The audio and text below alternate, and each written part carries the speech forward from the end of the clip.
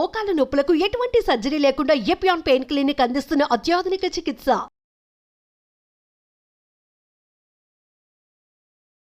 Welcome to Suman TV. ప్రస్తుతం మనతో పాటు ప్రముఖ వైద్యులు డాక్టర్ కిరణ్ గంగా ఉన్నారు. వారితో మాట్లాడదాం. హలో డాక్టర్ గారు. నమస్కారం. నమస్తే. డయాబెటీస్ ఉన్న వాళ్ళు ప్రత్యేకంగా ఫుడ్ హ్యాబిట్స్ ఎలా మెయింటైన్ చేయాలి అని మాట్లాడుతూ ఉన్నాం. ఏవి తినొచ్చు తినకూడదు చాలా వీడియోస్ చేశాము.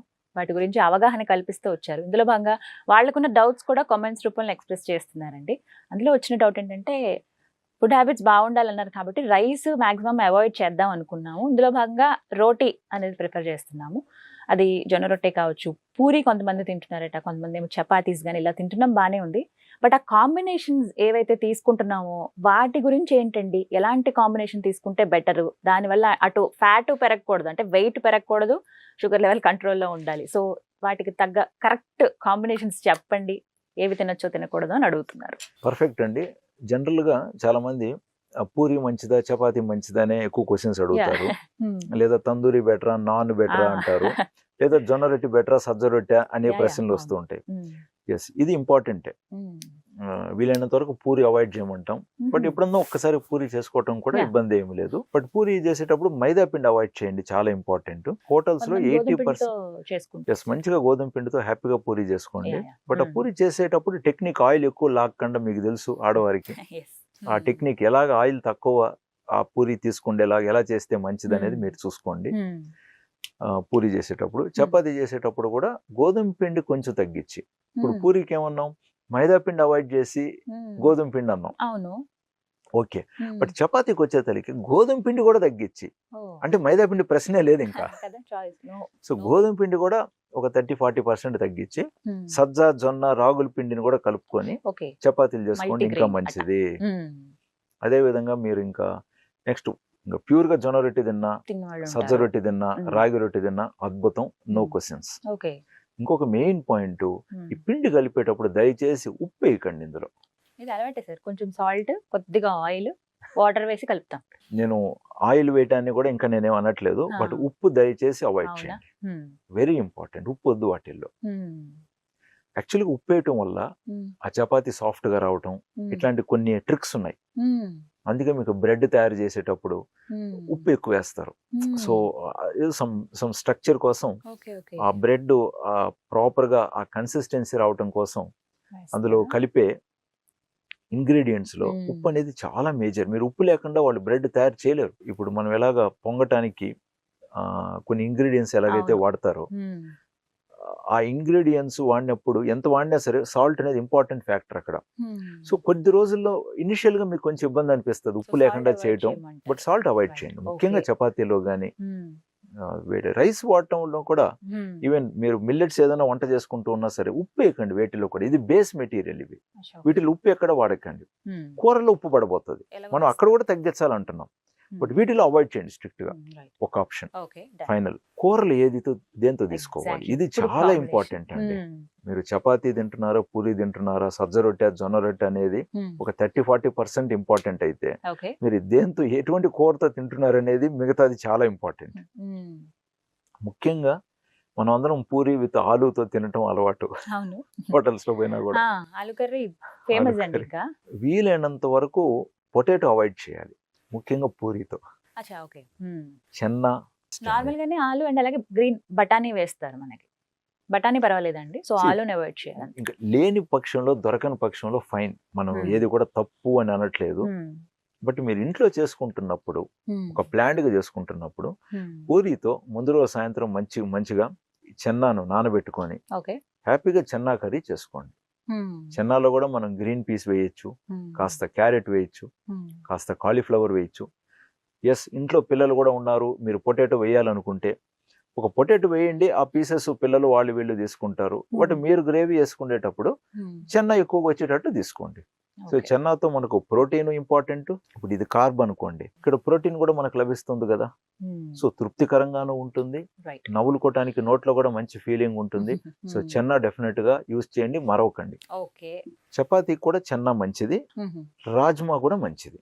ఓ మనం ఈ మధ్య మర్చిపోయినామండి ఎంతసేపు అవును. పప్పు అది ఇది నాన్ వెజ్. సో డెఫినెట్ గా చెన్న, రాజ్మా, మనం తెలుగులో మాట్లాడితే బొనిగలు, గుగ్గుళ్ళు, ఇట్లాంటి ఇంకా చాలా ఉన్నాయి ఐటమ్స్. అలసందులు ఇవన్నీ వాడాలండి. ఊరికే కొని పెట్టుకొని పురుగు పట్టినాక పడేయటం కాదు. తీసుకొస్తారు, వాడదాము ఎలా అయినా సరే ఈ కర్రీ చేద్దాం తీసుకొస్తాం సార్, మర్చిపోతాము, పడేయడమే, తెచ్చిన So- ప్యాకెట్ పడేయాల్సి వస్తుంది. సో మీ షెల్ఫ్స్ లో ఇవి కళ్ళకు ముందు కనపడేట్టు పెట్టుకోండి. Exactly. గ్లాస్ జార్లో పెట్టుకోండి, స్టీల్ జార్లో నిల్వ ఉంచకండి. Yeah, yeah. గ్లాస్ ట్రాన్స్పరెంట్ గా కనపడేటట్టు పెట్టండి. సీరియస్ గా మాట్లాడుతాం. తెలుస్తుంది సార్. రాజ్మాన్ వాడండి చపాతీకి. సార్ ఇందులో మనకి 2-3 రకాలు ఉంటాయి. బొబ్బర్లు అని అంటారు, కొన్ని white kidney beans and red colour లో ఉంటాయి. సో ఏది బెటర్ అంటారు ఇందులో? ఏదైనా ఇది ఒకసారి ఇది వాడండి, ఇంకొకసారి అది వాడండి, కాంబినేషన్ లో వాడుకోండి. రేషనాలిటీని మీరు డిసైడ్ చేయండి. ఓకే. బట్ ఇలాంటివి ఉన్నాయి, ఇవి కూడా వాడాలనే విషయాన్ని మర్చిపోకండి. సో పూరితో కూడా రాజ్మా బాగుంటుంది, బట్ చెన్న ఎక్కువగా ప్రిఫర్ చేస్తారు. Okay. At the same time చపాతీకి రాజ్మా చాలా బాగుంటుంది, ఓకే. చెన్నా కూడా బాగుంటుంది. అదే విధంగా ఇంకా మిగతా రొట్లు ఏదైతే మనము సజ్జ రొట్టె, పరోటా జొన్న కానివ్వండి, సజ్జ, జొన్న, రాగులతో రొట్టెలు మీరు చేసుకున్నా కూడా చాలా బాగుంటాయి. ఇంకొక విషయం మీరు అడగలేదు అయినా చెప్తున్నా, దోశకు కూడా ఓ, చెన్నా రాజ్మాది బెటర్ ఆప్షన్. ఆహా, ఎందుకంటే దోశ, ఇడ్లీ మనకు ప్యూర్ కార్బ్. అవును. సో ఆ కార్బ్ కి తగినట్టుగా సాంబార్ చట్నీ కంటే కూడా అప్పుడప్పుడు చెన్నా రాజ్మాల కర్రీలు కూడా మీరు తీసుకున్నట్లయితే గ్లైసిమిక్ ఇండెక్స్ తగ్గుతుందండి. మనం తిన్న తర్వాత, పొట్టలో పడిన తర్వాత ఒకదానికి గ్లైసిమిక్ ఇండెక్స్ ఎక్కువ ఉన్నప్పుడు ఇంకొకటి లో గ్లైసిమిక్ ఇండెక్స్ ఫుడ్ తీసుకున్నప్పుడు కొంచెం బ్యాలెన్స్ అవటం వల్ల మీ పోస్ట్ ప్రాండియల్స్ స్పైక్ అవ్వకుండా ఉంటాయి. ఇప్పుడు కొంతమంది పేషెంట్స్ చెప్తూ ఉంటారు, సార్ నాది తినక ముందు బాగుంది సార్ కంట్రోల్ 110 చూడండి రిపోర్టు, బట్ తిన్న తర్వాత నాది 180, 220కి వెళ్ళిపోతుంది, కాబట్టి నాకు హెచ్బిఎన్సీ తగ్గట్లేదు, మందులు పెంచితే లో షుగర్ వస్తుంది. సో ఇట్లాంటి సందర్భాలలోనే మీరు తినే ఫుడ్ లో గ్లైసెమిక్ ఇండెక్స్ తగ్గించుకోగలిగే ఫుడ్స్ తీసుకున్నప్పుడు మందులు లేదా ఇన్సులిన్ మోతాదులు పెంచకుండా కూడా మీ షుగర్స్ కంట్రోల్లో కాస్త ఉండే అవకాశాలు బాగుంటాయి. డెఫినెట్ గా మీరు రెగ్యులర్ గా ట్రీట్ చేసే డాక్టర్ కూడా దీన్ని ఫీల్ అవుతారండి. ఇప్పుడు డయాబెటీస్ డాక్టర్ అంటే మీరు సంవత్సరాల తరబడి చూస్తూ ఉంటారు, ఆ డాక్టర్ కి తెలిసిపోతుంది, అరే ఈసారి మీరేమో మార్పు చేశారే, చాలా బాగున్నాయి మీ రిపోర్ట్స్. ప్లస్ వెయిట్ తగ్గుతారు, ఎక్కువగా వెయిట్ ఉన్నవారు. మనం అనుకున్నట్టు ఉప్పు తగ్గిమన్నామా, ఆయిల్, తిరగబాతు, తాళింపుల్లో పోపులు కూడా తగ్గిమన్నామా, ఆయిల్ అవాయిడ్ చేయమన్నామా, వెయిట్ డిఫరెన్స్ ఈజీగా 2-3 kgs తగ్గుతారండి. చాలా గమనించాను నేను. 2-3 kgs వెయిట్ తగ్గటంతో మనకు లివర్ ఫ్యాట్ తగ్గుతుంది, ఆర్గాన్స్, ఇంటర్నల్ ఆర్గాన్స్ ఫ్యాట్ అంటే మనకు ప్యాంక్రియాస్ లో ఫ్యాట్ తగ్గుతుంది. వీటి వల్ల ఏంటి, ఈ ఆర్గాన్స్ ఒక ఫంక్షనాలిటీ పెరిగి ఇన్సులిన్ రెసిస్టెన్స్ తగ్గి సొంత ఇన్సులిన్ ఉత్పాదన కూడా మనకు మెరుగవుతుంది. సూపర్. కాబట్టి ఇదంతా ఏదో ఒక రూల్స్ లాగా భావించకండి. బట్ అంటే టైం కూడా చెప్పండి సార్, ఏ టైంలో ఇవి పర్ఫెక్ట్? లంచ్ కి తీసుకుంటే బెటరా, బ్రేక్ఫాస్ట్ తీసేసుకుంటే బెటరా, లేదు డిన్నర్ టైంకి బెటరా, ఎలా తీసుకోవాలి? మీ కంఫర్ట్ ని బట్టి మీరు డిసైడ్ అవ్వండి, మీకు ఎప్పుడు తీసుకున్నా మంచిదే. సో కొంతమంది హాలిడేస్ లో బ్రేక్ఫాస్ట్ ప్రిఫర్ చేస్తారు, ఇంకొందరు లేట్ గా లేచా, అంటే హెవీగా ఉంటుంది సార్, ఫుల్ అయిపోయిన ఫీలింగ్ అనేది ఉంటుంది.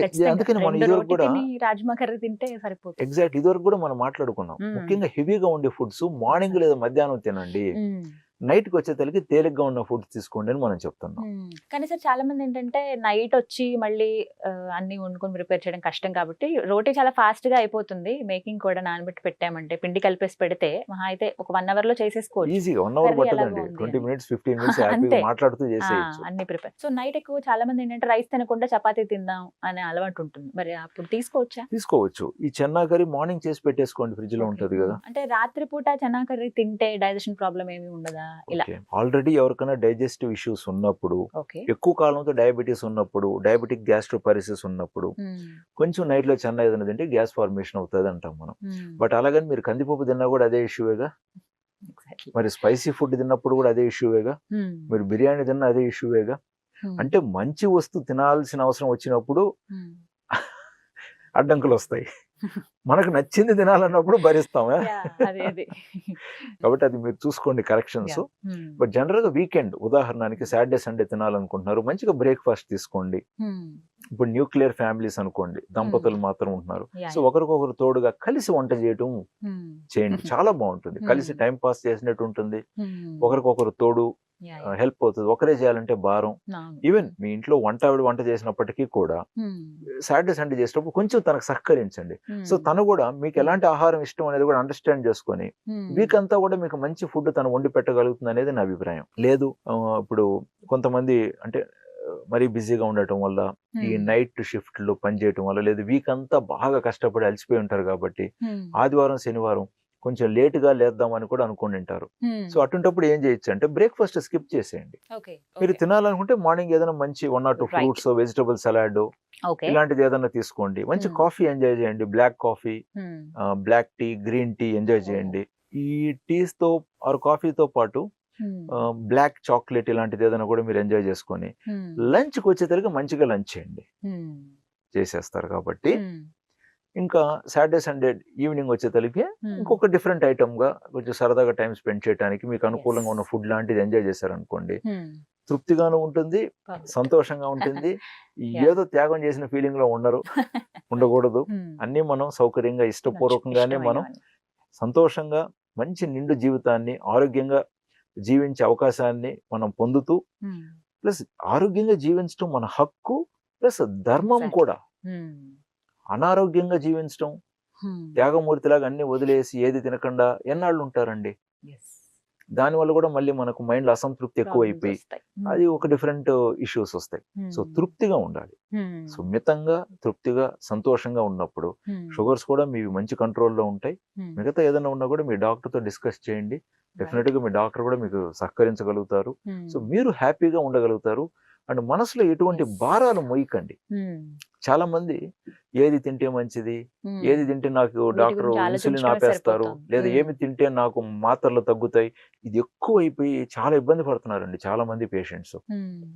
సో ఆ ప్రశ్నలు, ఈ కొన్ని తెలియని విషయాలు ఎక్కువగా దూరం మీరు ఒక్కరుగా మనసులో పెట్టుకోకండి. మీ డాక్టర్తో డిస్కస్ చేసి వాటికి పరిష్కారాలు వచ్చిన తర్వాత స్వేచ్ఛగా, తేలిగ్గా, హ్యాపీగా బతకండి అని చెప్తున్నాను. Right sir, thank you so much అండి. నమస్తే.